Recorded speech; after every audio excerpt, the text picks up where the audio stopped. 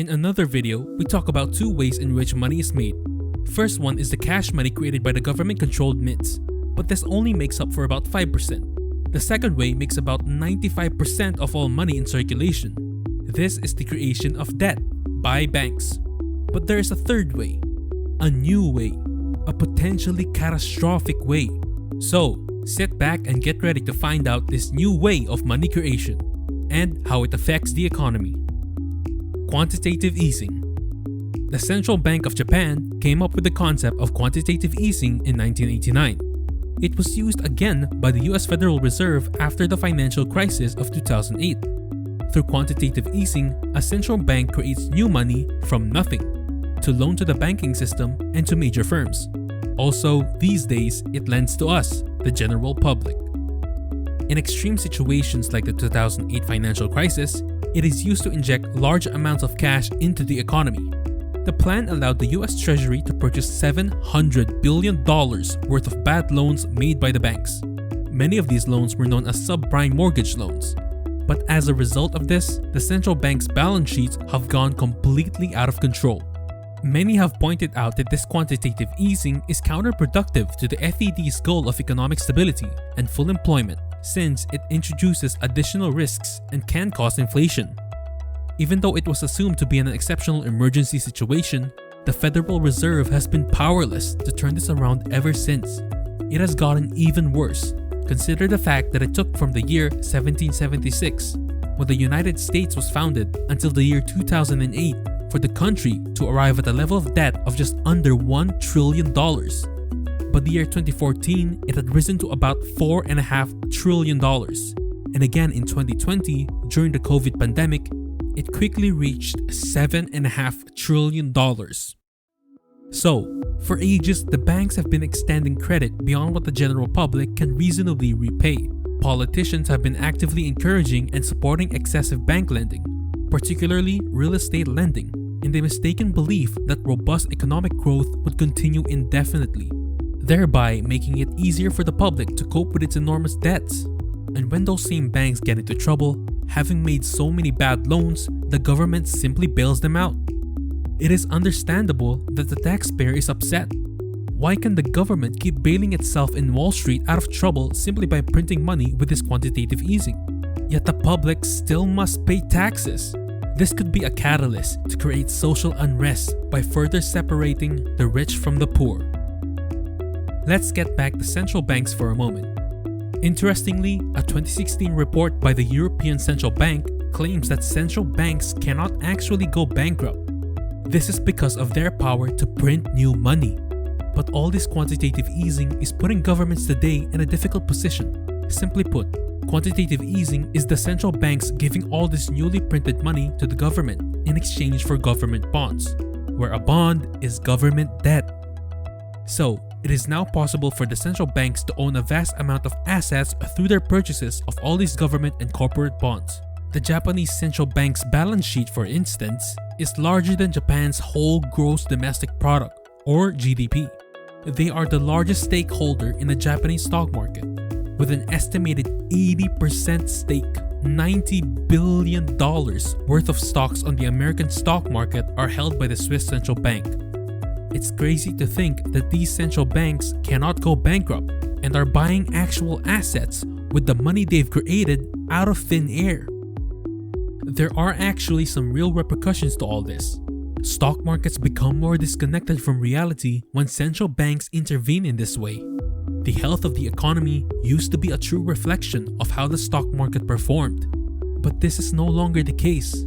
The current size of the US stock market is now about twice the size of the US GDP. One major reason why 13 million Americans lost their jobs in April 2020, despite the stock market having its biggest month ever, is because of central bank interference. The central bank produced and distributed trillions of dollars to banks and hedge funds at interest rates hovering around 0%. As a result, the actual economy received hardly any aid, while the stock market benefited greatly. This gave a false impression that all was well with the economy, Money that is created out of thin air eventually finds its way into all these assets, driving up their prices and benefiting the minority of investors who hold significant holdings in them. This only really benefits the rich. There is a gradual increase of wealth that is not uniformly distributed. The after effects of all this influx of new money became apparent by 2021. Since the turn of the 21st century, when the world's top central banks began to exhaust their policy options, through lowering interest rates, several resorted to aggressively producing new money through quantitative easing. So now, as a result of record inflation growth, prices for energy, food, and other goods and services have risen. The rich are getting richer, and the poor getting poorer. So, what are our options? Is it all doom and gloom? Keep watching to find out if this can be fixed and what you can do about it. A possible solution: get back to basics. Nations and society need to prioritize wealth development. Financial institutions have failed society by not funding essential sectors like small and medium enterprises, entrepreneurs, education, manufacturing, innovation, and research. Rather than investing hundreds of billions of dollars in real estate or taking chances on whether the price of a stock would rise or fall, think about what our world might be like if banks put their money into these instead. Banks would perhaps take on more risk, but society benefits from increased employment, new innovations, healthier competition, and higher wages. More tax revenue can be collected from these various sources, and governments would not even need to increase overall tax rates. When people have better incomes, more of their tax dollars go toward helping others who really need it. Money can be printed, but wealth cannot. Wealth building and productivity focus requires time, effort, and hard work. And it seems that people nowadays lack the patience for that. All our economies would have been far more stable if we have invested in creating wealth many years before COVID struck. Most people and businesses would have been well prepared to weather that particular storm with sufficient funds. But for the time being, we must bear the fruit of this fragile system that we have created. What's next? Some experts predict that during the next decade, we will experience something really large and unpleasant. We don't know for sure what it will look like, but high inflation and sluggish economic expansion are possibilities. A similar event occurred in the 1970s, but this time it could be far worse due to huge levels of debt in the system, with the added consequence of an increase in instability in society. The conventional wisdom holds that the international community's confidence in the US currency will erode over time. Some macroeconomists, however, believe that the US dollar could gain in value if other countries try to sell their goods or trade weakening currencies for the US dollar, since the US economy would likely still be the most pristine in a world of faltering economies. Digital currencies are being heralded as a potential savior by some in the cryptocurrency community, although that domain has also recently suffered its own crisis of confidence. Other economists maintain that countries can issue as much currency as they like, so long as they produce enough things to cover the interest on their national debt. In this case, it is argued only interest on the debt needs to be paid back. Analysts are uncertain whether this will be successful, and they doubt that anyone can answer this question. Local regions of some countries in the world have recently launched their own currencies in an effort to reclaim their economic independence. Overall, it's hard to say what will actually be effective. A silver lining is that the impending chaos may lead to much needed change. So, what can you do? As a precaution, you should consider putting some of your savings into non-debt assets. Since no government can create more gold, you may consider buying it if you're more old school. Even the more cynical of financial institutions such as Bank of America and Goldman Sachs have recognized gold's potential and are now referring to it as a last resort currency.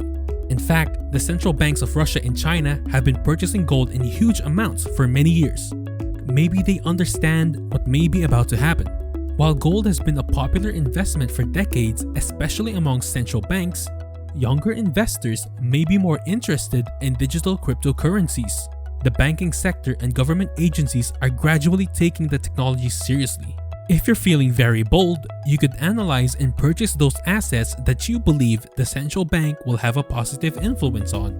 In the end, it's up to you to do some independent thinking and research to determine what you think is best.